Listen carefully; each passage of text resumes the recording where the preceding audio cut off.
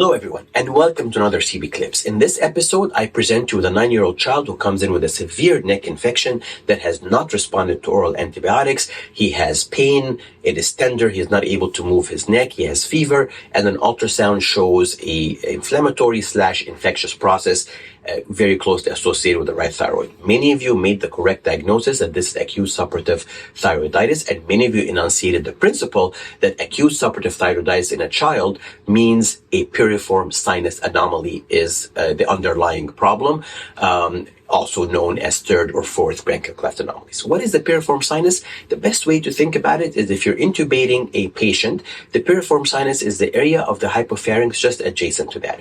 And that is where you find the tract from that area down to the thyroid gland that is also referred to as the piriform sinus or sometimes piriform fistula. How do we treat these? They treat it in two phases. Phase 1 is to treat the infection. Phase 2 is to treat the underlying anomaly. So in this case, in addition to admitting the child and putting him on intravenous antibiotics, we had an interventional radiologist drain the abscess, and this child responded very, very well.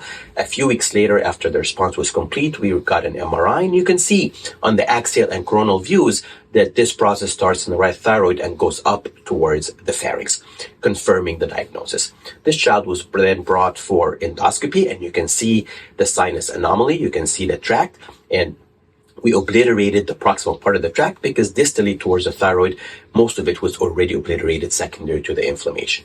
Two important clinical principles here is that this is usually a left-sided process, so this case is very atypical in being right-sided, and there's been really a significant practice change towards endoscopic treatment because excisions have been very, very difficult, significant incidence of injury to the recurrent laryngeal nerve, etc. In babies, these often present as mass-occupying lesions, either with air or fluid, and this video shows you a link to treatment of such a baby. Thank you, and until the next CBCLIPS.